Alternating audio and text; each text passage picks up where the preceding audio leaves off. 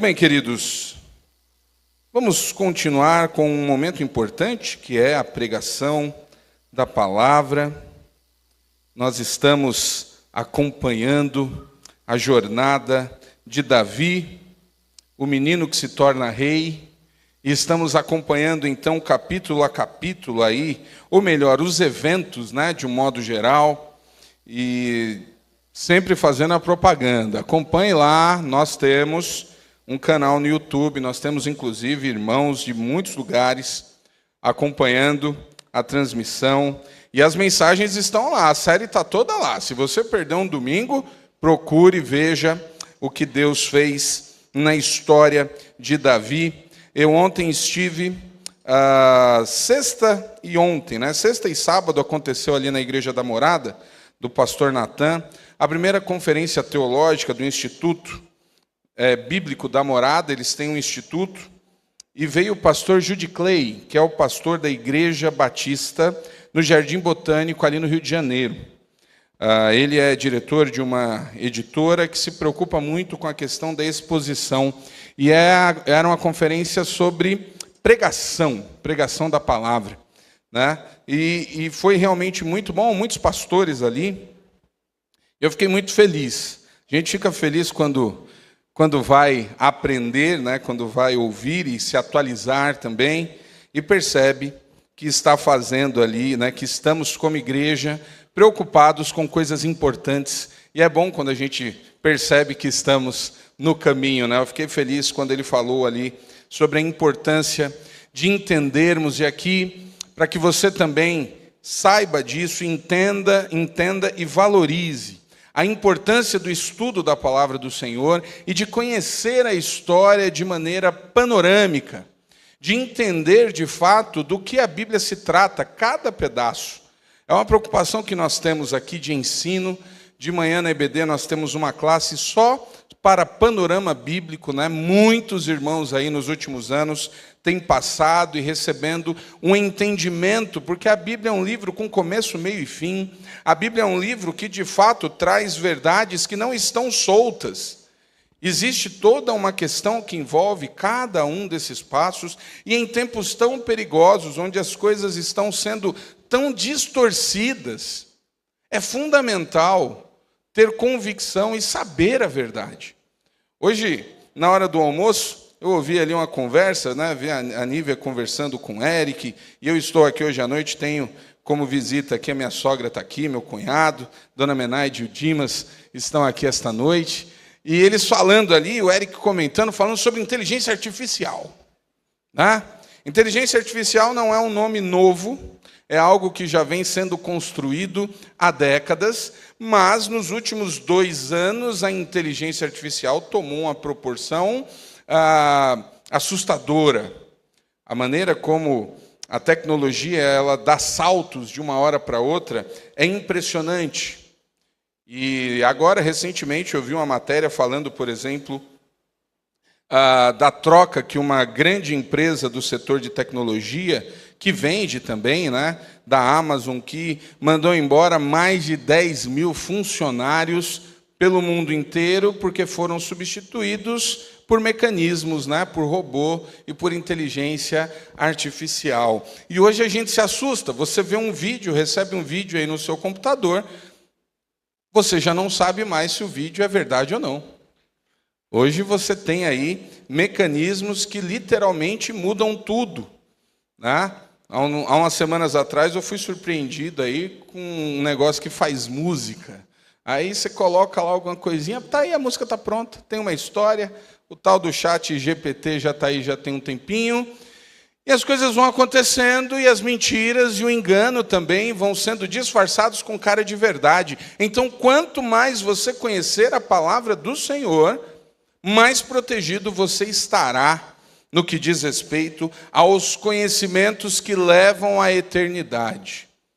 A gente vive um tempo muito perigoso. Não é à toa que nós temos alguns versículos, é muito interessante fazer o exercício de observar as características que o texto bíblico coloca a respeito do fim dos tempos e observar coisas que antes a gente olhava e não sabia, não conseguia entender, e hoje começam a ter pleno sentido. Nós temos ali coisas que falam sobre engano, né? No fim dos tempos o amor esfriaria, e as coisas ficariam tão complicadas e parecidas que, se possível fosse, até os escolhidos seriam enganados. Tamanho a delicadeza e a sutileza que o inimigo vem usando para enganar as pessoas. Então, conhecer a palavra do Senhor é fundamental. Entender, não ser enganado. Na tentação de Jesus, o diabo usou a própria Bíblia para tentá-lo. Então, não fique ali se alimentando só de versículos soltos, fazendo e agradando o seu coração. Se preocupe em entender as verdades do Senhor. E nós chegamos aqui, estamos estudando já há algumas semanas, os acontecimentos que levaram Davi ao trono. E nós chegamos agora, abra sua Bíblia no capítulo 31 de 1 Samuel, porque hoje o foco não será Davi, vamos dar um descanso ao jovem e perturbado Davi, porque na semana passada a gente viu que Davi não estava com juízo muito bom, né? Davi tinha ido para os filisteus, se esconder no meio do povo, e aquilo trouxe uma série de problemas para Davi. Mas hoje nós vamos ver um assunto delicado, difícil. Tem gente que não gosta nem de ouvir a palavra, mas nós chegamos a um relato muito triste sobre Saul. Os últimos relatos bíblicos de Saul. 1 Samuel, capítulo 31, a partir do versículo 1, nós temos a seguinte declaração. Os filisteus cercaram Saul e seus filhos e mataram 3 deles, Jonatas, Abinadab e Malquissua. O combate se tornou cada vez mais intenso em volta de Saul, e os arqueiros filisteus o alcançaram e o feriram gravemente. Saul disse a seu escudeiro: pegue sua espada e mate-me, antes que esses filisteus incircuncisos venham, me torturem e zombem de mim. Mas o escudeiro teve medo e não quis matá-lo. Então Saul pegou sua própria espada e se lançou sobre ela. Quando viu que Saul estava morto, o escudeiro se lançou sobre a sua espada e morreu ao lado do rei. Chegamos ao capítulo que trata sobre a morte do rei Saul. E esse é um capítulo extremamente triste. A tristeza em si não é pela morte, mas a maneira como a morte acontece. O que nós estamos vendo aqui, no capítulo 31, é o relato de como o primeiro rei de Israel morre. E nesses poucos versículos nós vamos vendo que foi algo muito triste, porque nesses versículos nós temos a informação da derrota do exército, nós temos a informação que os seus 3 filhos são assassinados, provavelmente à sua frente, nós temos a informação de que ele é ferido gravemente, e por último, ele se mata. E para que isso faça sentido, nós vamos voltar no capítulo 26, no versículo 21, que é do último encontro de Saul e Davi, e vamos ver o que o próprio Saul fala a respeito dele mesmo. Capítulo 26, versículo 21 diz: Então Saul disse: pequei. Volte para casa, Davi, meu filho, e não procurarei mais lhe fazer mal, pois hoje você considerou minha vida preciosa. Tenho sido insensato e cometi erros muito graves. Essa é a última declaração que Saul faz para o próprio Davi. Essa é a última declaração sobre, de modo geral, o estado em que Saul se encontrava, e que tristeza ler essas palavras. O próprio Saul reconhece que estava agindo como um tolo, que havia pecado e que era um insensato. E o grande problema dessas declarações é que elas poderiam ter o poder de transformar o destino final de Saul. Porque a coisa mais importante para que de fato Deus comece a agir na nossa vida é exatamente o entendimento da nossa situação. É quando nos vemos e entendemos que somos pecadores que a obra do Senhor começa a ser realizada nas nossas vidas. Enquanto não há reconhecimento de pecado, enquanto não existe a confirmação e o entendimento pessoal de que precisamos de Deus, Deus não vai fazer nada na nossa vida. Deus trabalha exatamente a partir do ponto que acontece o arrependimento. Se você ainda não olha para você e entende que você é um pecador que precisa do Senhor, você tem um problema. Se você é daqueles que acredita que todo mundo erra, todo mundo, mas eu não sou tão ruim assim, porque eu nunca matei, eu nunca roubei. Se você é daqueles que pensa desse jeito, você tem um problema, hein? É importante entender que somos pecadores, que precisamos de Deus e que Ele deve mudar a minha vida. Se você acha que a sua vida não precisa ser transformada, você tem dois problemas. Mesmo entendendo e reconhecendo o erro, Saul não volta atrás. Eu já conheci gente que falava exatamente desse jeito. Não adianta mais, está tarde, agora não tem jeito. Para mim já foi. Infelizmente, Saul é alguém que pensa assim.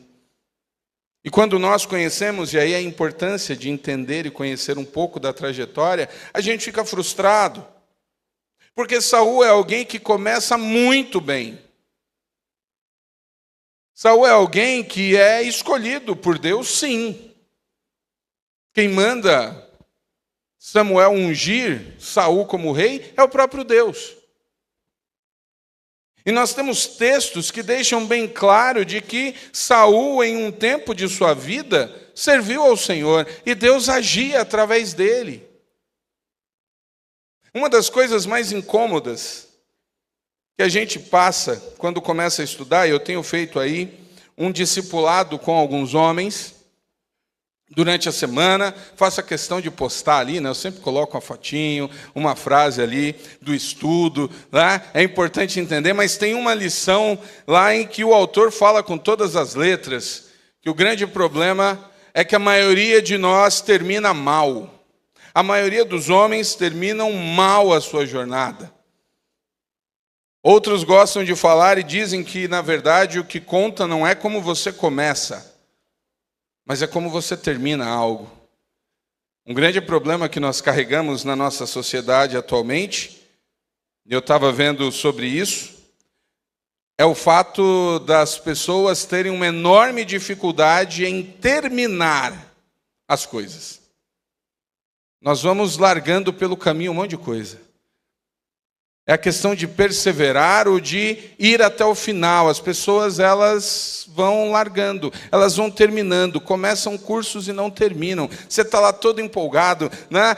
Quando nós falamos no começo do ano sobre as coisas, esse ano eu vou ser diferente, esse ano eu vou fazer isso, isso e isso, e aí começamos empolgados e na segunda, terceira semana, o ano já está igualzinho o ano anterior. Já não... A empolgação acaba e as coisas vão ficando pelo caminho. Saul é alguém que começa muito bem, mas termina de maneira trágica. A morte de Saul é uma tragédia quase que patética, anunciada porque Saul entendeu que tinha o poder de fazer as coisas à maneira dele. E aí a gente começa a observar como o se afastar do Senhor. Saul é alguém que começa caminhando em direção ao que Deus tem, e ele para, e não apenas para, como ele dá meia volta e vai para o sentido contrário. Hoje de manhã nós estávamos aqui, tivemos as classes juntas aqui, os adultos, né, Panorama e também a Realização. E o profeta, o livro estudado hoje, foi o do profeta Jonas. E a gente estava comentando, Jonas é um daqueles casos que furaram a bolha. Jonas talvez seja o profeta mais conhecido fora da Bíblia. A história do chamado profeta fujão, ela ultrapassou as barreiras. Jonas é conhecido, a história do grande peixe. Existem algumas histórias bíblicas que, para o bem ou para o mal, no sentido de que às vezes as pessoas ridicularizam, elas ultrapassaram as barreiras, elas são conhecidas praticamente como um item cultural. E Jonas é uma dessas histórias. E é interessante observar como Jonas é aquele, e nós comentamos aqui hoje de manhã, que normalmente as pessoas erram por desconhecer Deus. Por não saber o que Deus quer, fazem o contrário, estão errando. Jonas é um caso raro de quem vai desobedecer justamente porque conhece Deus. Jonas era um profeta experiente, era alguém que estava há décadas no ofício de profeta e conhecia tão bem a Deus que quando Deus mandou ele fazer algo que ele sabia que ia terminar de uma maneira que ele não queria, ele fugiu. É interessante isso. Jonas não desobedece Deus porque ele conhece, porque ele não conhece. Jonas desobedece a Deus porque ele sabe que Deus é misericordioso. E Jonas tinha um coração tão fechado para os ninivitas que ele não queria que os ninivitas fossem salvos. E aí nós temos alguém que erra, que peca por conhecer a Deus. Curioso isso. Mas o relato de Jonas é pedagógico porque ele mostra o que vai acontecendo com alguém que realmente se afasta de Deus, vai para a direção contrária. E sabe o que acontece? Quando alguém começa a caminhar em direção contrária, ele caminha para baixo. Ele só desce. Ontem o pastor Judy Clay, na exposição da palavra, comentou que às vezes nós usamos a expressão cair. Fulano caiu, pecou. E aí ele diz, essa questão do cair, ela é bem controversa, porque na verdade, raríssimas vezes alguém cai, no sentido de que está caminhando e tropeça. Na verdade, os nossos pecados e os nossos erros não são uma queda acidental, é uma caminhada para baixo. O pecado nos leva na direção contrária do Senhor e nós não caímos, nós vamos descendo. Parecendo um time que a gente conhece, né, Arnold? Só cai. Construção. O time que eu torço e o Arnold, ele não caiu por acaso agora, ele vem sendo destruído, né? E está aí, nessa situação horrorosa. O pecado é a mesma coisa. Não acontece assim, opa, hoje eu estou no fundo. Não. Eu estou descendo. Jonas, quando Deus chama, vai para Nínive.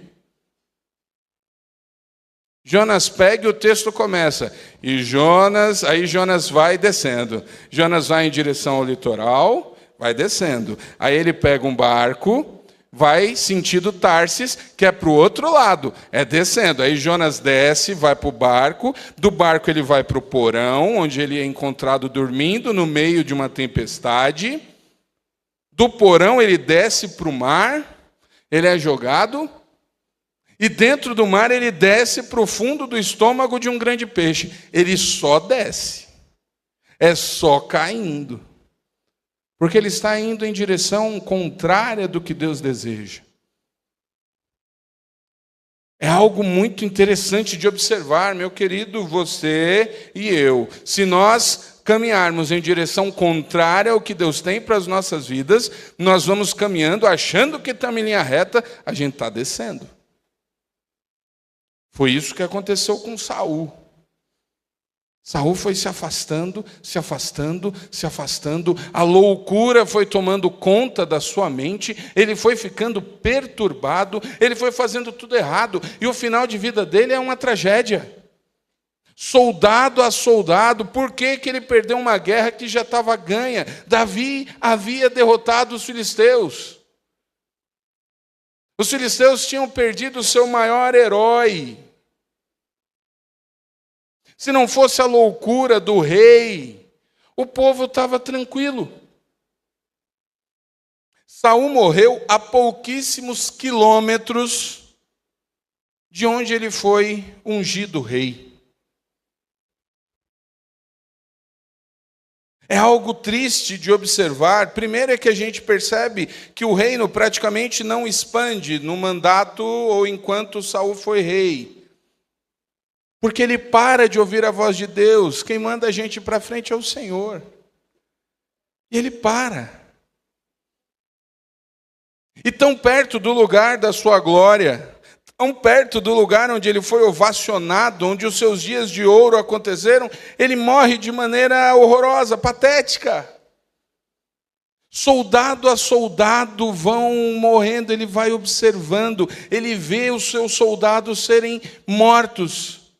De repente são os seus filhos, ele assistiu à morte dos seus 3 filhos, inclusive o grande amigo de Davi. E quando ele está finalizando, vocês perceberam qual foi a preocupação de Saul à beira da morte? Saul está ferido. Você não tem um registro de pedido de perdão ao Senhor. Você não tem Saul clamando misericórdia a Deus. Você não tem um coração arrependido. Vocês viram qual era a preocupação de Saul? Que ele fosse ridicularizado. Ele chega para o seu escudeiro, e coitado desse escudeiro, me mata antes que eles cheguem, me torturem e saiam me ridicularizando por aí. Ele estava preocupado com a figura do rei que ia ser exposta. Ele estava morrendo. Quando nós observamos a maneira como ele morre, a gente percebe que realmente e infelizmente esse homem está completamente distante do Senhor. E nós não precisamos passar por isso. Porque a única coisa que ele parou de fazer foi ouvir a voz do Senhor. A diferença que isso faz. Nós temos um outro personagem que passa por uma situação terrível, que desobedece a Deus descaradamente, Sansão. Sansão era alguém que Deus usava literalmente de maneira sobrenatural. E Sansão fez tudo errado. Mas no final da vida, o que o texto relata é que ele ora.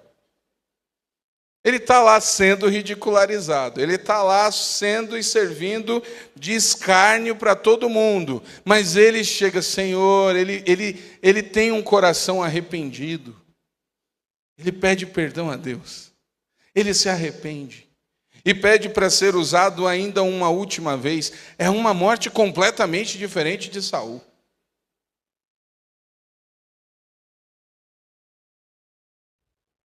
No livro Cada Homem um Guerreiro, o autor fala sobre o peso daquilo que é colocado na reta final, prestes a se partir. E essa história que traz a morte de Saul, ela nos associa, ou por incrível que pareça, algo tão triste, traz algumas situações parecidas com a morte de Jesus. O Charles Swindoll, que é o autor que eu acompanho muito, ele faz umas analogias daquilo que acontece quando Saul morre, daquilo que acontece quando Jesus morre, muito interessantes de serem observadas e de serem refletidas. Quando Saul morre, quando o rei morre, a esperança nacional fica estremecida. Na verdade, dependendo das circunstâncias da morte do rei, a esperança se acaba. E aí nós precisamos refletir a respeito de que até que ponto a nossa expectativa e a nossa esperança é baseada em uma figura humana. Se tem algo que talvez e agora eu vou falar como igreja, se tem algo que talvez a igreja, de um modo geral, tenha feito de maneira muito equivocada nos últimos anos, foi assustadoramente confiar o seu futuro ou a sua esperança em figuras humanas. E nós estamos na metade do ano de 2024. E eu ouvi muito crente apavorado e desesperado, achando que sua vida tinha acabado por causa de uma eleição. Eu vi muito crente dizendo, acabou tudo, o Brasil acabou. Tem 1 ano e meio, você está aqui, e eu tenho certeza, está todo mundo muito bem arrumado aqui, que você tem vivido desde lá até aqui. Eu tenho certeza que você tem se alimentado, que você tem trabalhado. Longe de dizer que estamos vivendo belos dias ou que está tudo bem. Não, está tudo muito mal. Mas a vida não acaba assim. E se você, como alguém que é confiante, temente no Senhor, se você confia a sua vida, ou você acha que a sua vida está à mercê de uma figura humana, você não entendeu a sua relação com o cuidado de Deus na sua vida. Quando Saul morre, a esperança do povo acaba. O rei morreu. Seremos destruídos. A transição de um rei para outro é algo muito complicado mesmo, é algo sério. As incertezas se apoderam. Curiosamente, quando Jesus morre, nós temos os discípulos completamente desorientados. Porque, a morte traz essa ideia de fim, acabou. O que é que vai ser agora? Jesus morreu. Os discípulos ficaram tão desorientados que nós temos o relato da estrada de Emaús. Nós temos discípulos de Jesus que passaram 3 anos ouvindo do próprio Jesus que ele iria morrer, mas que ele iria ressuscitar. Eles voltaram para casa porque o mundo tinha acabado, acabou. Jesus morreu, acabou. A morte de Saul trouxe problemas seríssimos de esperança, como a de Jesus também trouxe. Mas nós sabemos o resultado final. A morte de Jesus, na verdade, não foi o final de algo. Foi o início de uma nova etapa. É justamente com a morte de Saul que nós vamos ver outras coisas acontecendo. A morte de Saul parecia dar vitória final ao inimigo, assim como a morte de Jesus. Tem um detalhe interessante que às vezes a gente ignora. Nós sabemos que Deus tem nos seus atributos pessoais algumas coisas que Ele não dividiu conosco. Nós temos, porque somos a imagem e semelhança de Deus, então Deus compartilhou conosco algumas coisas de seus atributos, de suas qualidades. Mas tem umas que não. Nós sabemos que Deus ele é onipotente, onisciente e onipresente. Deus pode todas as coisas, Deus sabe de todas as coisas e Deus está em todos os lugares. Certo? Amém? Amém. Não é pegadinha, é verdade, é isso mesmo. E às vezes a gente está tão acostumado em colocar o diabo, Satanás, como inimigo de Deus, que a gente acha que tem forças equivalentes. Quando a gente observa bem o texto bíblico, a gente descobre que o diabo não é o rival, o inimigo de Deus, ele é nosso. A Bíblia fala que é o nosso adversário, porque Deus não tem adversário. O diabo não é onipresente, o diabo não é onisciente, o diabo não é onipotente. Glória a Deus por isso. Porque o estrago que ele faz é grande sem ser isso. Imagina se fosse. O diabo não sabe de todas as coisas. O diabo não está em todos os lugares. Então é óbvio que Satanás não sabia também o que é que iria acontecer depois que Jesus havia morrido. Ali a história era nova para todo mundo.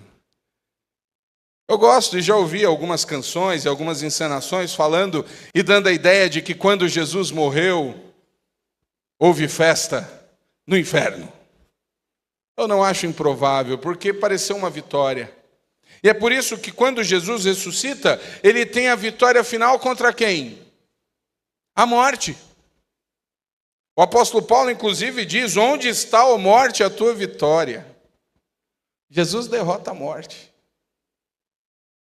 Mas nem o inferno sabia como as coisas iriam acontecer. Mesmo parecendo a vitória final, a última palavra é do Senhor. Parecia que os filisteus tinham tido a grande vitória. Os filisteus agora vão tomar conta, vão invadir o reino. Foi isso que aconteceu? Não. Os filisteus nunca conseguiram dominar de fato Israel. Queridos, nós tivemos um momento aqui de oração de joelhos. E existem coisas que acontecem nas nossas vidas que talvez soem ou pareçam grandes derrotas. Mas elas não são. Quem tem o poder de decretar ou dizer uma derrota nas nossas vidas é apenas o Senhor. E existem muitas coisas que acontecem aparentemente de maneira contrária ao que queremos, que é Deus trabalhando e mudando absolutamente tudo, para que de fato a sua vontade prevaleça. Então não se desespere quando entender que você passou por uma grande derrota. É Deus quem está trabalhando. Então, assim como a morte parecia a vitória final para o inimigo, a de Jesus também, mas não era. E foi justamente a morte de Saul que abriu o caminho para a nova etapa da história. Foi porque Saul morreu que Davi assumiu o trono. É justamente com a morte de Jesus que nós nos tornamos herdeiros da salvação. Deus tem o poder de transformar grandes tragédias e situações que parecem derrotas em grandes vitórias. E na sua vida não é diferente. É Deus quem traz e que faz absolutamente tudo. É a morte de Saul que coloca Davi no trono. É a morte de Jesus que coloca os gentios na história da salvação. Ou seja, é na morte de Jesus que eu e você ganhamos lugar à mesa do Senhor. Eu lembro de um musical que fizemos há muito tempo atrás, chamado A Brigada à Luz. E eu lembro até hoje de uma fala do teatro, em que E na peça, na cantata, comparava a vida cristã com o exército, né, com a batalha. Então, por isso, Brigada à Luz. E eu lembro muito da encenação lá, quando os recrutas vão para a primeira batalha, a primeira luta. E eles estão se achando os tais. Nós somos o exército, nós somos a Brigada à Luz, nós somos bons, Deus está com a gente, não vai acontecer nada. E aí eles vão para a batalha e eles sofrem uma derrota absurda. Aí eles voltam tudo de cabeça baixa, tudo acabado, tudo triste. E ali o comandante está ali, né, falando com eles, agora é que as coisas começaram, e eles lá frustrados. E ali tem uma hora que o comandante fala que nas derrotas ensinam e também transformam. E aí um menino diz, mas o que é que pode ter de positivo na derrota? Aí o comandante fala assim, você não chamou de derrota quando Jesus morreu na cruz? E é justamente a morte na cruz que nos dá a vitória do Senhor. É isso. Foi exatamente essa queda de Saul que trouxe uma nova era. A morte de Saul mostra a loucura do homem e o resultado de uma vida sem Deus. A morte de Jesus não mostra a loucura do homem, mostra o amor de Deus. São comparativos de coisas que nós encontramos nesse triste relato da morte de alguém que simplesmente deu as costas para o Senhor. E aí nós entramos em uma questão. Eu abri o momento da palavra narrando a morte de Saul e exatamente as últimas palavras de Saul sobre ele mesmo. Ele entendeu que era pecador, que tinha pecado, e entendeu que era insensato. As últimas palavras de Saul são tristes. Nós temos algumas descrições bíblicas resumindo a vida de grandes servos do Senhor, que marcam características da jornada deles. Nós temos, por exemplo, a descrição da vida de Moisés. No texto em que mostra que Moisés morreu, que o Senhor o sepultou, nós temos um trecho que diz que não existiu homem igual a Moisés, que não houve homem mais manso que Moisés, que falava com o Senhor face a face. Olha a diferença do relato para Saul. E aí a gente observa o que Moisés passou. A jornada de Moisés. Moisés, o homem não sofreu pouco, não. Aqueles últimos 40 anos de Moisés com aquele povo reclamando, 24 horas por dia, foi duro. E está lá a descrição: não houve homem igual a Moisés, homem mais manso. Essa é a descrição, é curioso isso. Por isso que a gente fala, não importa como as coisas começam. O que conta é como elas terminam. Porque o homem mais manso que existiu na antiguidade, segundo o relato bíblico, é aquele homem que passa para ver a situação do povo e quando vê um egípcio bater em outro, ele mata o egípcio. Era aquele que, como diz o desenho, era o príncipe do Egito. Poderoso, mas impulsivo.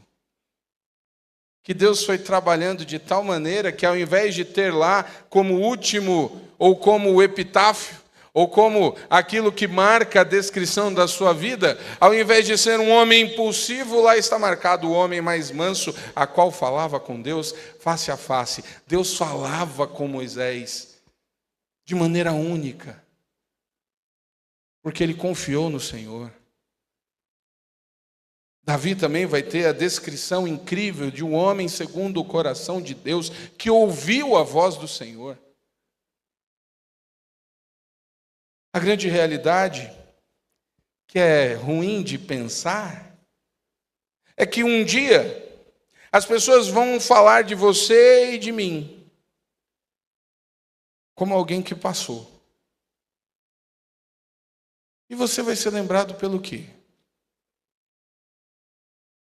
Eu não estou aqui querendo dizer ou falar para você sobre obras que você tenha realizado, mas sobre como você vai ficar marcado na história dos seus em relação a Deus. As pessoas vão se referir como a você. Eu achei muito curioso ontem, uma informação que eu realmente não sabia, é que o homem que levou o evangelho para a Coreia do Norte é o tataravô do hoje comandante da Coreia. Alguma coisa naquela família aconteceu entre as gerações, que de pessoas que levaram o evangelho para um país, hoje a família mata cristãos. Em algum momento da caminhada de alguém, o evangelho se perdeu. A ponto dos descendentes daquele que levou o evangelho para aquele povo, hoje combaterem o evangelho. Nós precisamos nos preocupar com o chamado legado que estamos deixando, não das coisas que construímos ou compramos. mas do que passamos a respeito de Deus. E quando nós nos encontramos e falamos sobre morte, porque o assunto hoje é a morte de Saul, não se trata de uma questão simplesmente fúnebre, mas de algo que nós não podemos evitar. E é verdade.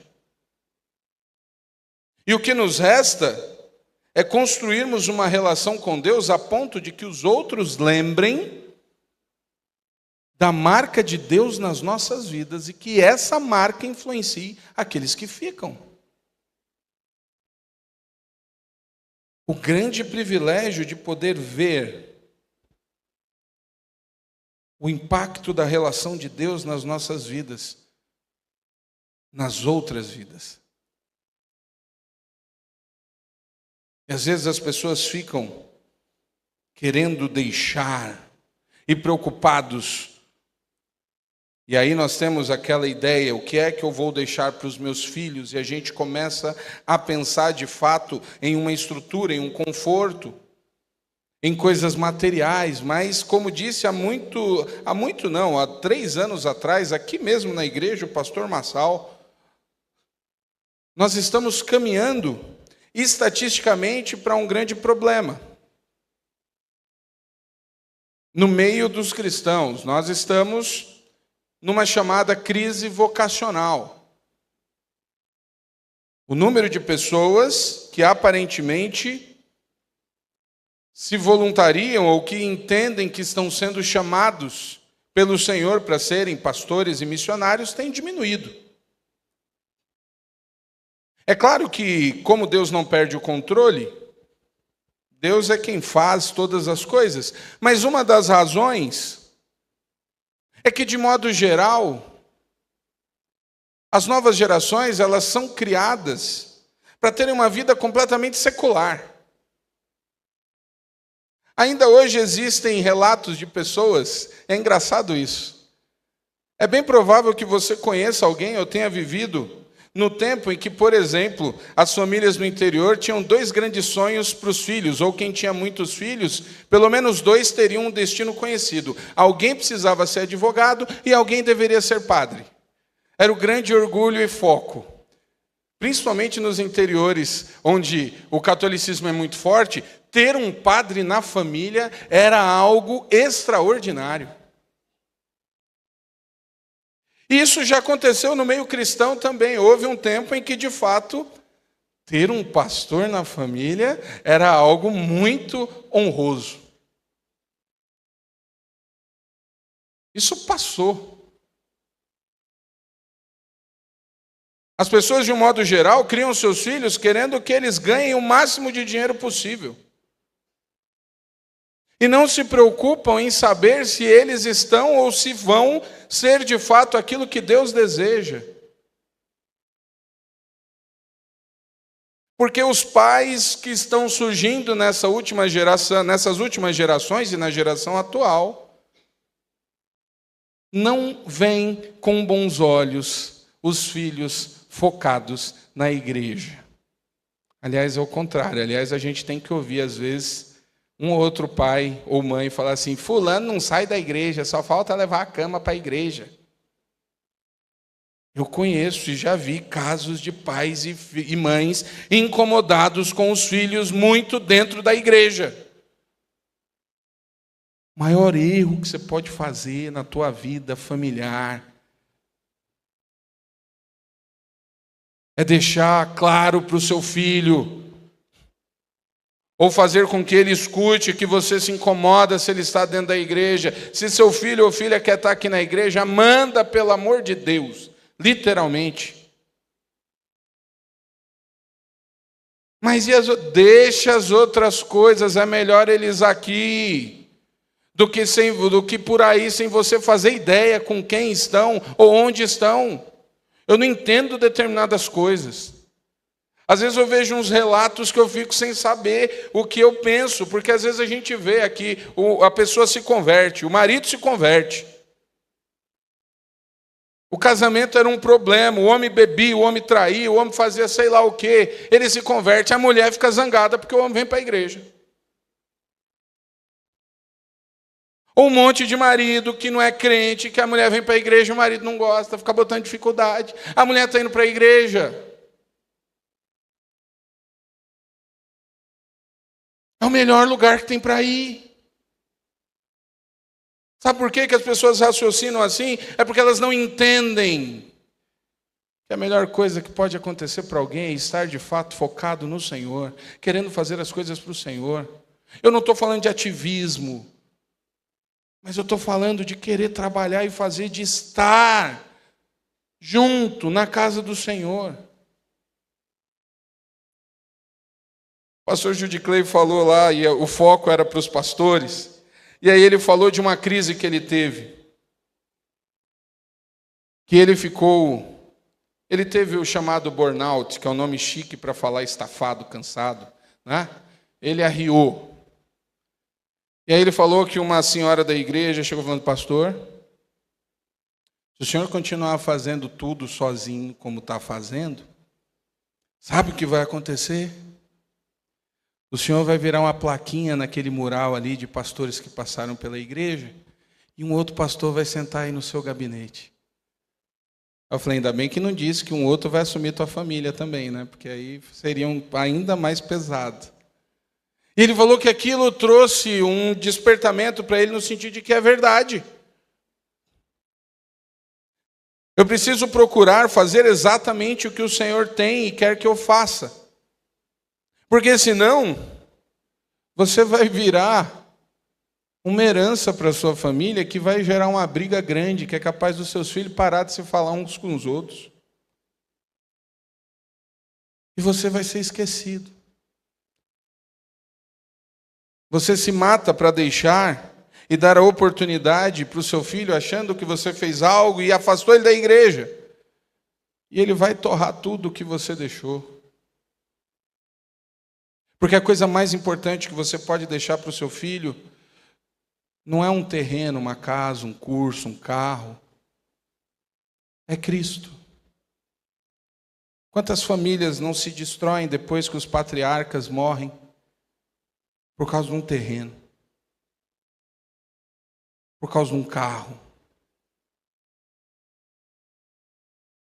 A coisa mais importante que você pode e deve deixar para o seu filho, para o seu neto, é o seu relacionamento com Deus verdadeiro. Quando a Bíblia fala que a morte, que você encontra mais sabedoria num velório do que numa festa de aniversário, é porque a morte nos faz encarar verdades inconvenientes. Um dia vão falar de você no passado, como alguém que foi. E o que é que vão falar de você?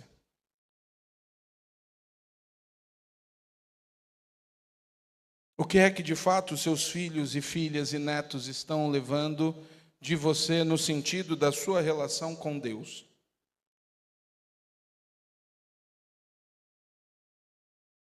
Pastor, não é hora para pensar nisso. É. Não importa a idade que você tenha, sempre é hora de pensar a respeito do que estamos deixando para os outros. Saul deixou um legado terrível, de loucura, de perseguição, de maldade, de mentira, porque um dia ele deu as costas para o Senhor. O que é que você quer deixar? Feche seus olhos.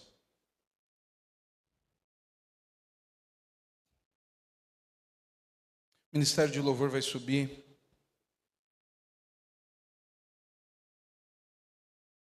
E eu quero que você seja muito sincero com você mesmo. Se dependesse do que você viveu até esse momento, como é que você seria lembrado?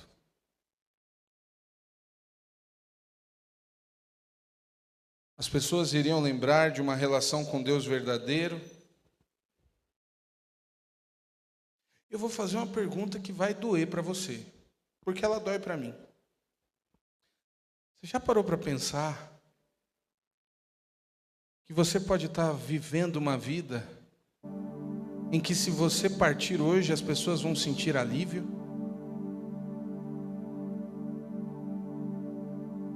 É isso que você quer deixar?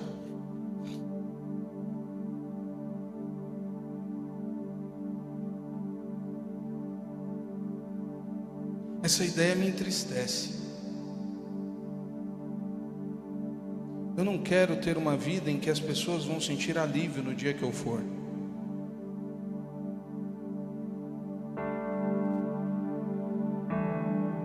Eu quero que as pessoas se lembrem da minha relação com o Senhor.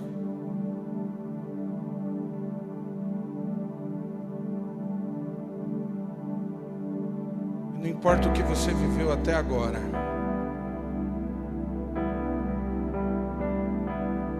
Deus ainda pode mudar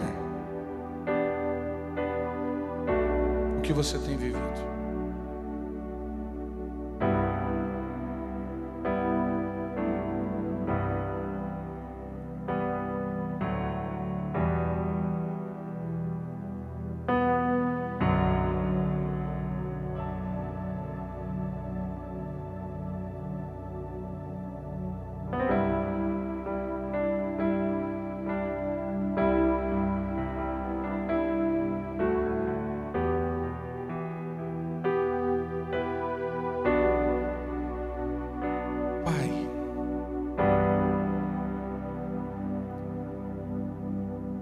As pessoas estão orando agora, os meus irmãos e irmãs estão em oração. Eu não sei o que o Teu Santo Espírito está falando em cada coração, mas eu sei que o Senhor está ouvindo. Pai, tens misericórdia de nós. Pai, que ninguém aqui chegue ao final da sua caminhada como Saul, insensato, orgulhoso, enlouquecido por um coração duro.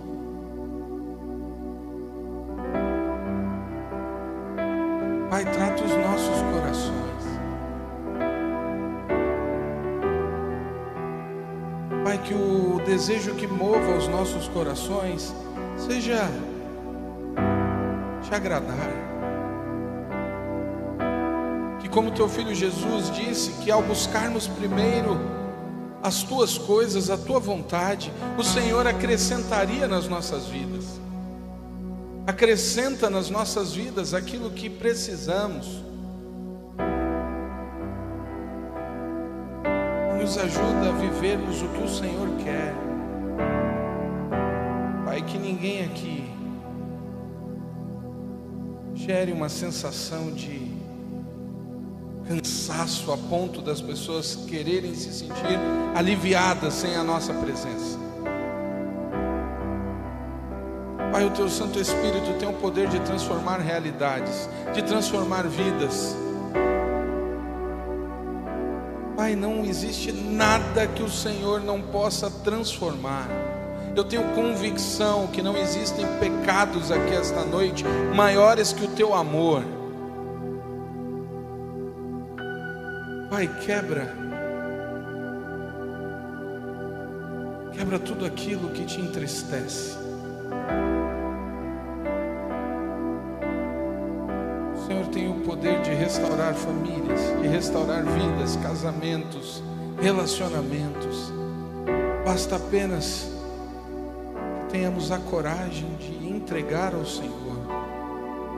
Então quebranta corações que ainda estejam endurecidos. Derrama sobre a Tua igreja a necessidade da Tua presença.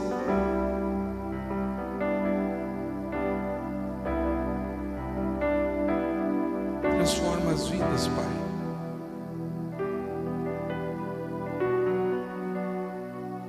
Que o Teu Santo Espírito derrame a alegria da salvação no meio do Teu povo. Que histórias sejam transformadas para a honra e glória do Teu santo nome. Assim nós oramos, assim nós entregamos as orações, no nome santo e precioso de Jesus.